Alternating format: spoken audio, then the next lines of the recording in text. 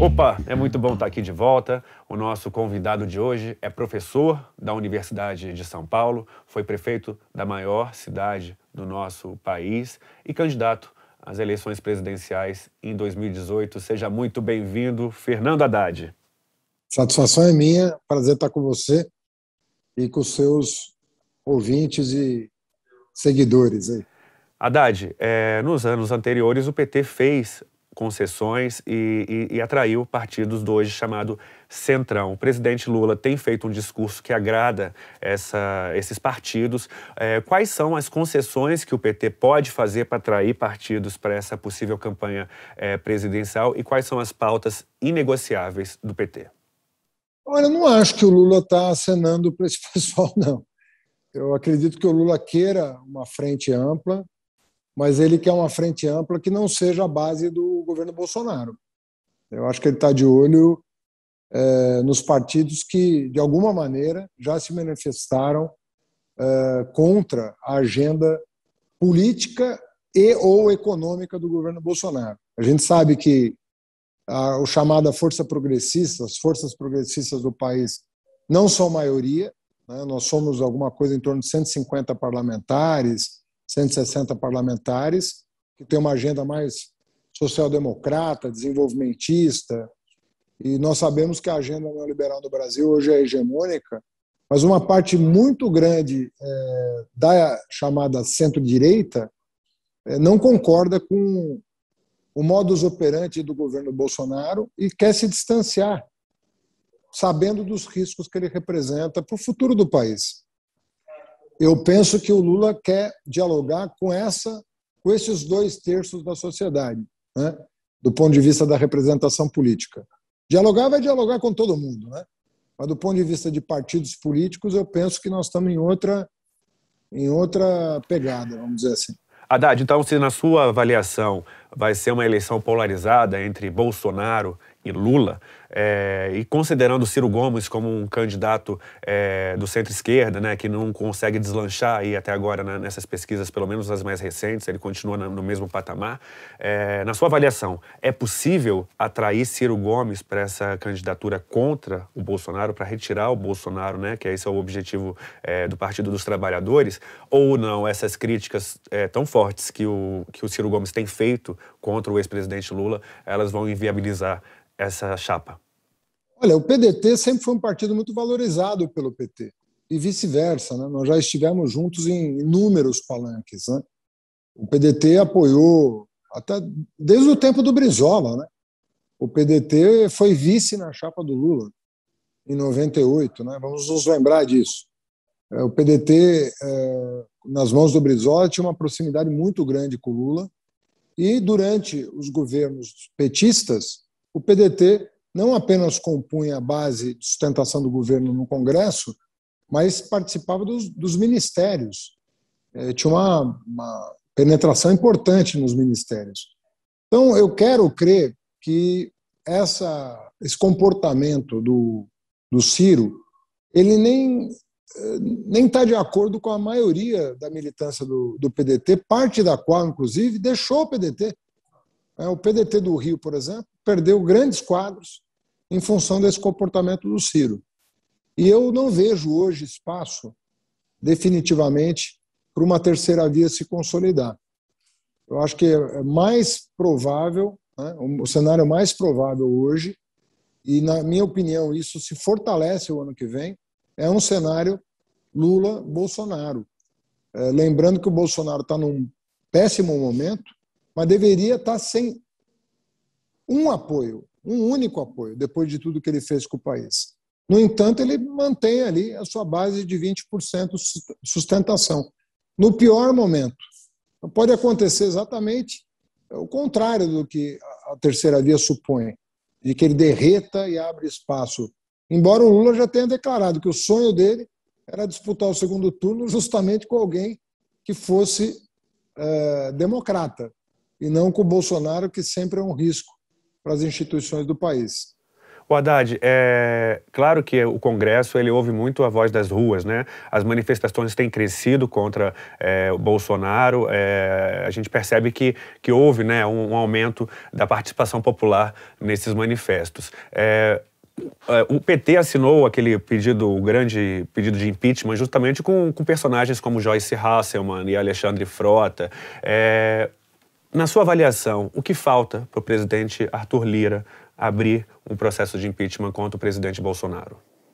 Olha, rigorosamente nada. Todas as condições para que ele tome uma decisão. Eu, inclusive, sou autor de uma ação junto ao Supremo Tribunal Federal, junto com o deputado Rui Falcão, pedindo para que o Supremo Tribunal fixe prazo para o Arthur Lira tomar uma decisão, ou arquivar, ou fazer seguir os pedidos de impeachment, sobretudo esse último, que é muito robusto do ponto de vista jurídico, né?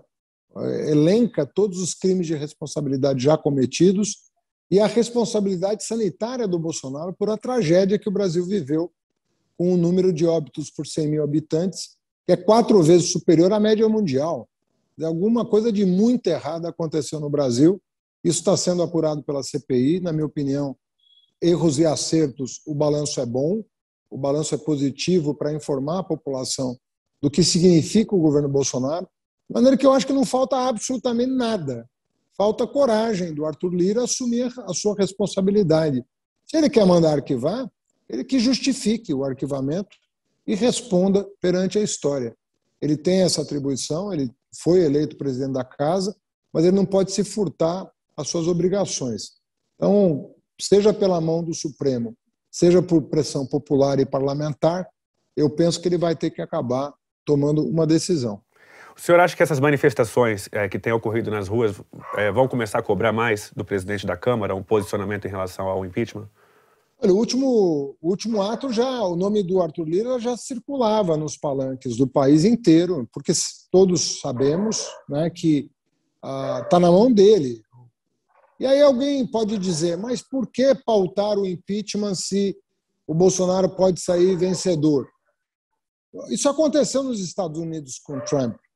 E o Trump foi muito desgastado no processo de impeachment justamente pelo fato de que todos os atos da sua administração vieram à tona, dando condição da população americana, do eleitor americano, tomar a decisão que, na minha opinião, foi a mais sábia de afastá-lo da presidência pelo voto. Não foi pelo impeachment, mas veio o voto e confirmou o sentimento da nação americana, elegendo o Biden. Eu acho que isso pode acontecer. Independentemente do resultado do impeachment, tem crimes a serem julgados. Se a casa entender que o Bolsonaro não cometeu crime nenhum, mas o eleitor terá a oportunidade dele próprio fazer o seu julgamento nas eleições do ano que vem. Agora, em relação à CPI, a Comissão Parlamentar de Inquérito do Senado Federal, ela tem desgastado bastante a imagem do governo com as revelações que têm sido feitas ali pelos depoentes, né? Recentemente, inclusive, o ex-diretor do Ministério da Saúde chegou até a voz de prisão decretada pelo senador Omar Aziz. Na sua avaliação, Haddad, aquela prisão ela foi necessária? Olha, na verdade, eu acho difícil você configurar um tipo que permita a prisão em flagrante ali da maneira como ela foi definida. Mas, enfim, existe judiciário exatamente para isso, né? Você decreta a prisão, se o judiciário considera abusiva, relaxa a prisão, cobra a fiança, é assim que funciona numa democracia.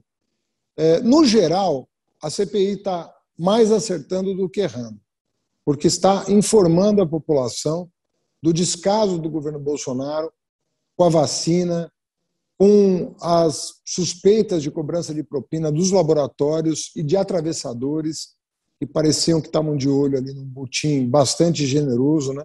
Porque $1 por vacina é muita vacina, é muito dólar. Então, eu tenho a impressão que o balanço geral da CPI é extremamente positivo. Eu, pessoalmente, acho que os senadores têm que ter cautela na condução dos trabalhos para não colocar em risco o que é mais substancial. O que é mais substancial não é a eventual prisão por um dia de uma pessoa, uma prisão que pode ser relaxada por um juiz 24 horas depois. O mais relevante é o trabalho sério que vem sendo desenvolvido. Nós temos vários médicos que estão na CPI, citaria 2 do meu partido, né? Rogério Carvalho, de Sergipe, Humberto Costa, de Pernambuco. Temos o Otto Alencar, um senador que tem tido uma conduta técnica, que é senador pela Bahia. Outros senadores que estão fazendo um papel, na minha opinião, bastante sóbrio, adequado, mas contundente, no sentido de demonstrar os desmandos que tomaram conta do país. Se a CPI tiver cautela, ela pode concluir os trabalhos com a imputação de muitos crimes que foram cometidos nesse processo, e aí sim, caberá ao Judiciário e ao Ministério Público denunciar, julgar e punir os responsáveis pela maior chacina, maior genocídio cometido no Brasil nos últimos 100 anos. Então, eu sou francamente favorável à apuração de responsabilidades e à punição exemplar. O relator da CPI, o senador Renan Calheiros, disse para mim recentemente em entrevista que o senador Flávio Bolsonaro precisa ser investigado sobre essa possível participação aí com o dono da Precisa, que é essa empresa atravessadora que tentou vender a Covaxin para o Ministério da Saúde. Na sua avaliação, essa conexão ela já é visível? Olha, o senador Flávio está muito enrolado, né? Desde sempre, não é agora. Né? Ele realmente não consegue explicar seu patrimônio, ele não consegue explicar as transações com o salário dos seus auxiliares parlamentares, ele não consegue explicar o seu enriquecimento, nem ele nem a família, a rigor. Agora vem as denúncias da ex-cunhada do Bolsonaro dizendo que ele próprio conduzia os trabalhos de arrecadação ilícita de verba de gabinete, e agora aparece ele intermediando vacina, que não é papel de um senador. O papel de um senador não é esse. Né? Eu acho estranho o Bolsonaro, ele dizer que não sabia nada do que estava acontecendo no Ministério da Saúde, quando o próprio filho dele estava envolvido nas negociações. Ou seja, ele não controla o governo e nem a família, pelo jeito. Então é uma coisa grave o que aconteceu. E eu acho que o senador Renan Calheiros tem todo o direito de dizer que não tem ninguém acima da lei. Se há suspeita contra o senador, pode ser filho do presidente, pode ser quem for. Eu acho que tem que quebrar sigilo do senador. Aliás, lamento muito a decisão do Judiciário que impediu a quebra de sigilo bancário do senador e das suas empresas, que seria uma demonstração documental do desvio de verba de gabinete com fins ilícitos e lavagem de dinheiro, que a suspeita também é grave, e agora essa intermediação da compra de vacina com pedido de propina. Fora o atraso que isso acarretou do ponto de vista do Plano Nacional de Imunização. Então, é uma coisa que nós afastamos um presidente por uma Fiat Elba, o primeiro presidente eleito depois da redemocratização. O que o Bolsonaro já fez é quantas vezes isso? Né? E nós estamos aqui discutindo se há ou não viabilidade do afastamento do Bolsonaro. Ele ainda conta principalmente com o apoio dessa ala militar, das Forças Armadas, ou pelo menos parte delas, né? A gente viu a demonstração recentemente do Ministério da Defesa, acompanhado do comando das Forças Armadas, rechaçando e criticando o presidente da CPI, Omar Aziz, com declarações de que havia essa banda podre dentro dessas forças de segurança. Qual a sua avaliação em relação a essa manifestação das Forças Nacionais de Segurança? Olha, em primeiro lugar, nós temos que compreender de uma vez por todas que existem instituições que são de Estado. O Poder Judiciário é um poder de Estado.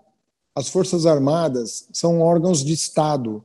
O Ministério Público é um órgão de Estado. A pior coisa que pode acontecer com Polícia Federal, Receita Federal e Controladoria Geral da União é se deixar instrumentalizar por um projeto de poder. E eu lamento que alguns militares não se deem conta dos riscos que estão assumindo ao deixar o Bolsonaro falar em nome das Forças Armadas e numa evidente tentativa de distorcer o que o senador falou. O que o senador falou é que, independentemente de quem seja, pode ser militar, pode ser civil, pode ser pastor, tem que ser punido na forma da lei.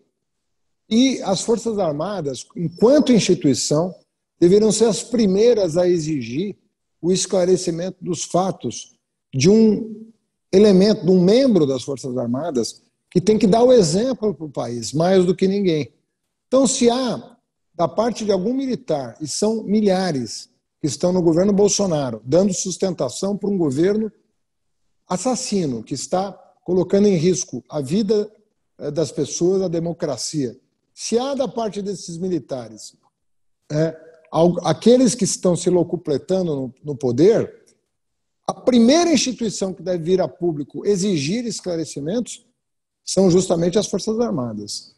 Elas têm que pedir uma apuração rigorosa para expurgar da força quem não honre a farda, tão necessária para garantir ao cidadão que paga os impostos e sustenta o Exército, a Marinha Aeronáutica, a certeza de que ele está depositando a sua segurança e a soberania nacional nas mãos de pessoas honradas. Eu não tenho dúvida de que 99% das instituições são de pessoas corretas, mas o 1%, se não for expurgado, contamina toda a instituição.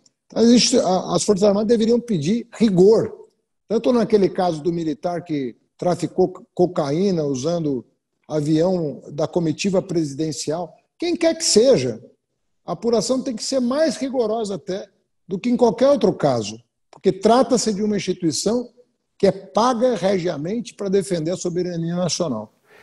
Haddad, eu não sei se o senhor observou no finalzinho dessa nota das Forças de Segurança, né, das Forças Armadas, no último trecho fala ali que as Forças Armadas não vão tolerar qualquer tipo de ataque.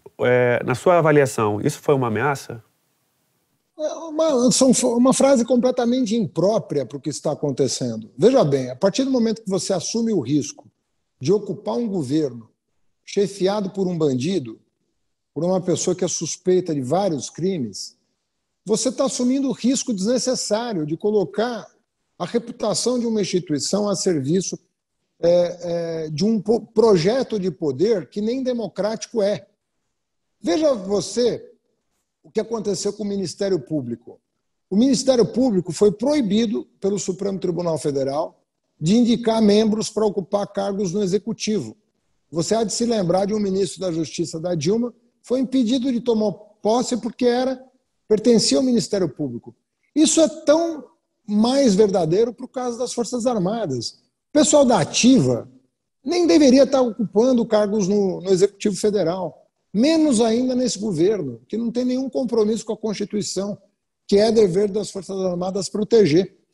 Então, na minha opinião, está havendo um grande equívoco e nós vamos ter que sentar com as pessoas sérias das Forças Armadas para botar ordem nisso, impedir essa mistura, a partidarização das Forças Armadas. Isso vale também para as polícias militares, que o Bolsonaro tenta cooptar, por meio de cadastramento de policiais, tenta cooptar para um projeto de poder. Não tem nada de espírito público nisso. É o interesse particular da família Bolsonaro que está em jogo. Haddad, nos protestos recentes contra Bolsonaro, extremistas do PCO agrediram integrantes do PSDB. No outro momento, o ex-deputado federal Jean Willis também fez críticas contra o governador do Rio Grande do Sul, Eduardo Leite, que é também tucano, após ele ter se assumido publicamente gay, cobrando dele um voto que ele teria declarado a Bolsonaro em 2018. Nessa sua compreensão de cenários, que vai ter um cenário justamente para tentar tirar o Bolsonaro do poder, esse tipo de situação da esquerda contra os tucanos não pode dificultar, digamos assim, a construção dessa frente ampla?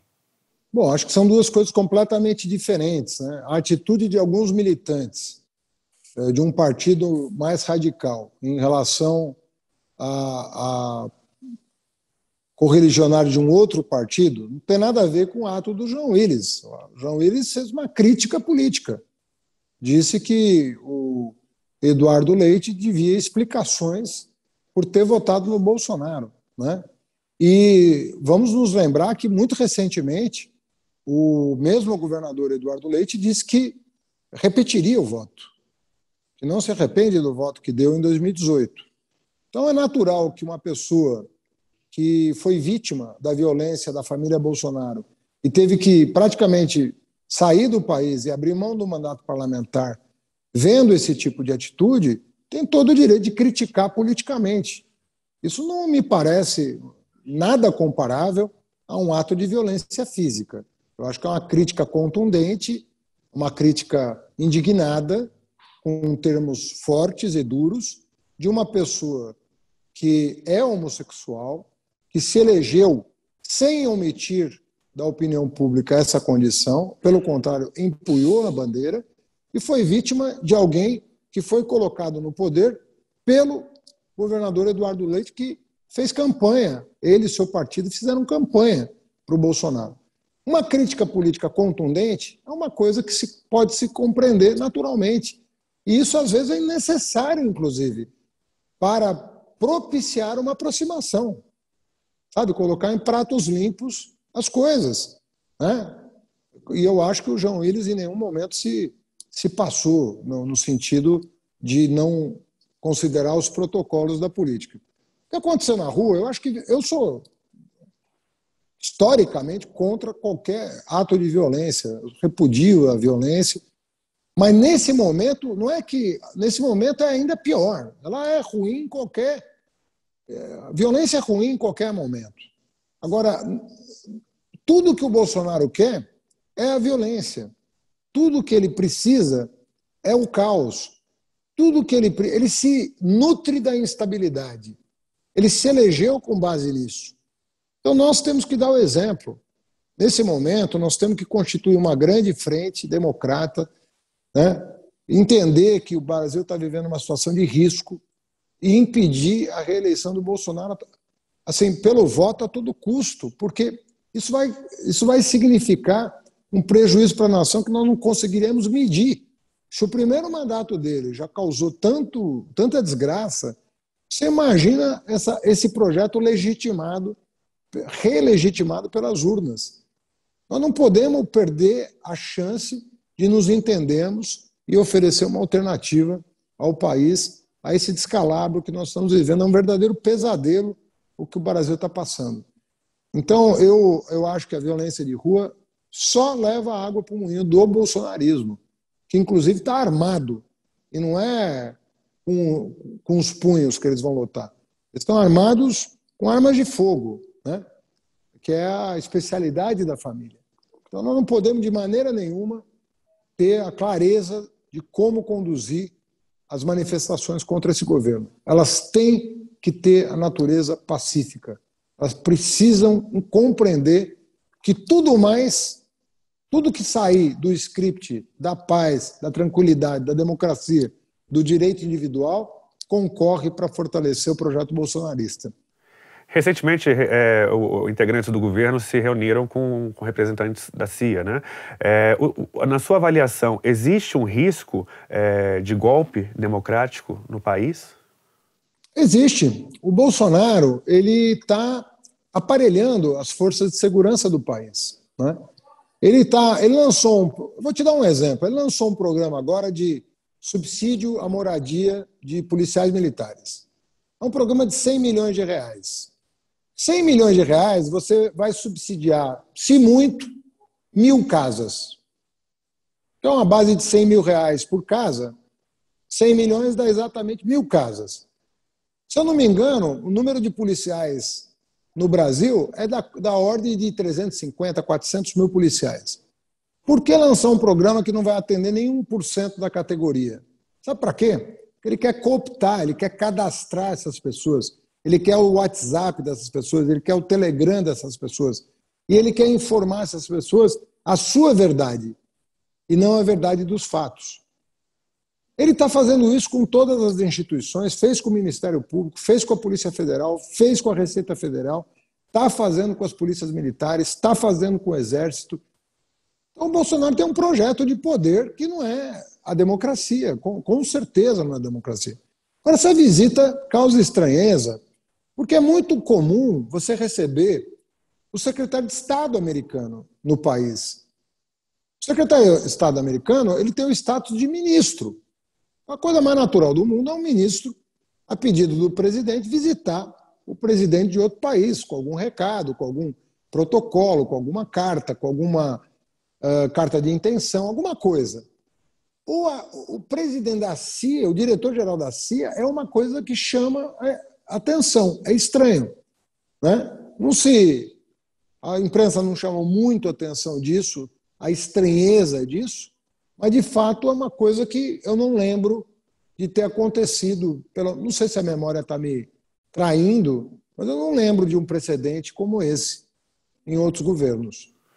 A base bolsonarista tem nitidamente perdido apoio, principalmente nessa pauta tão defendida pelo governo Bolsonaro, que é o voto auditável, chamado voto impresso, né?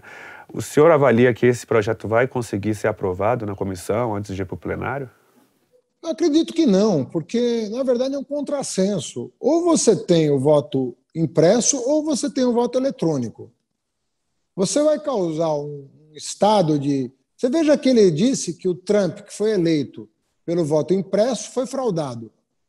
A eleição do Biden, que foi pelo voto impresso, foi fraudada. E a daqui, ele está dizendo que a do Aécio foi fraudada, que a dele em 2018 foi fraudada. A Justiça já inclusive, estipulou prazo para ele entregar as provas que diz ter. E todos nós sabemos que ele não tem prova nenhuma de nada. O Bolsonaro não trabalha com fatos, ele trabalha só com ficção. Ele trabalha o público dele na base da ficção. O Telegram dele é uma ficção, a vida dele é uma ficção, e não há a menor necessidade. Agora, quer abrir uma discussão séria com a Justiça Eleitoral sobre a urna? Vamos abrir.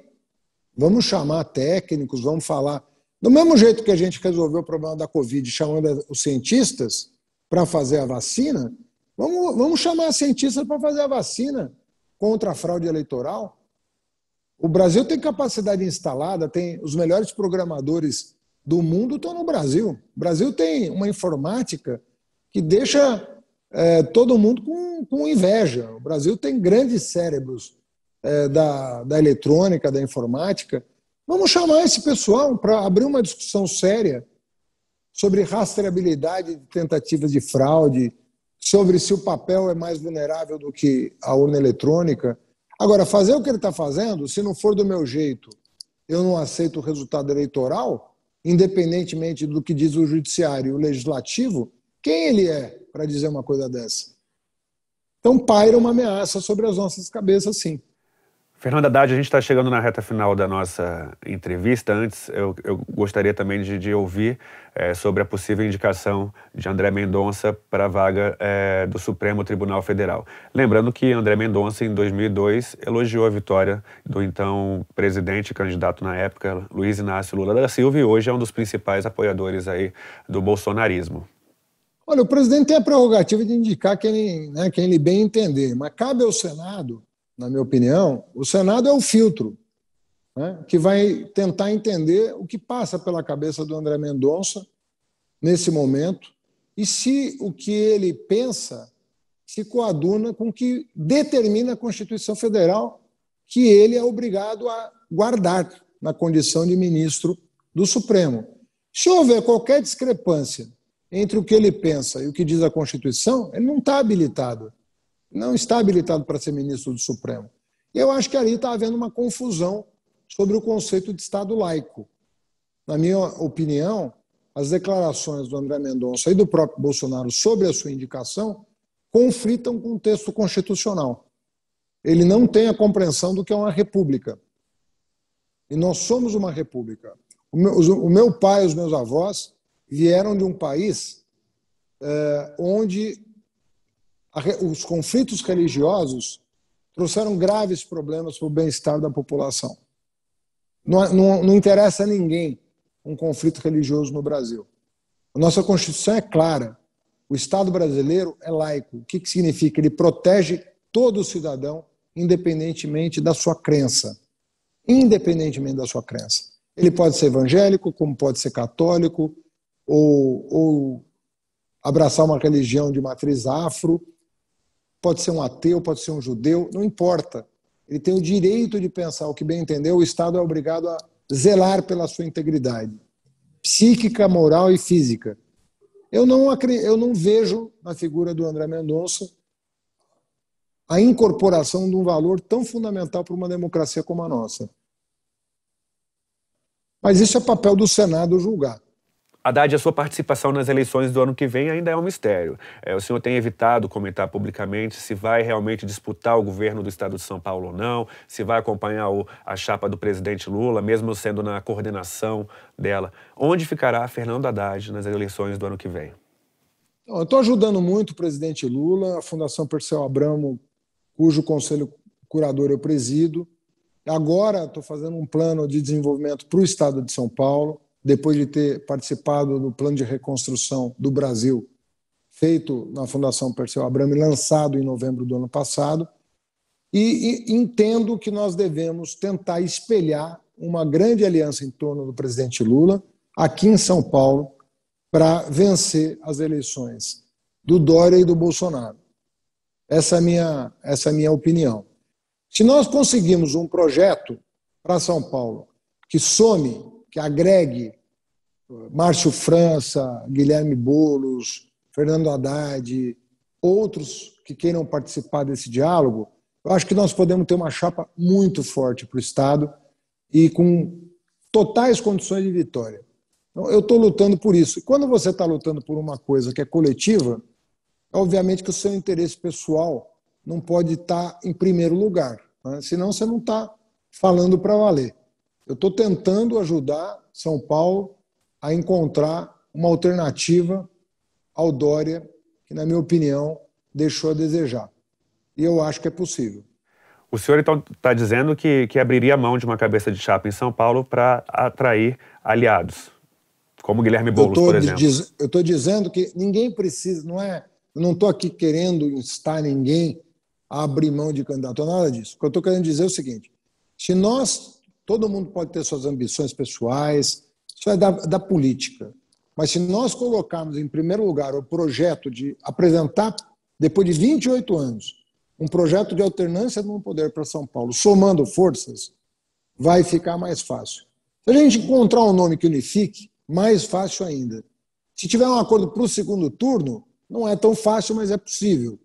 Mas a gente tem que, no mínimo, ter um protocolo, né, de entendimento para enfrentar aquilo que é o objetivo maior, que é promover a alternância no poder em São Paulo, com uma candidatura forte e com um programa viável.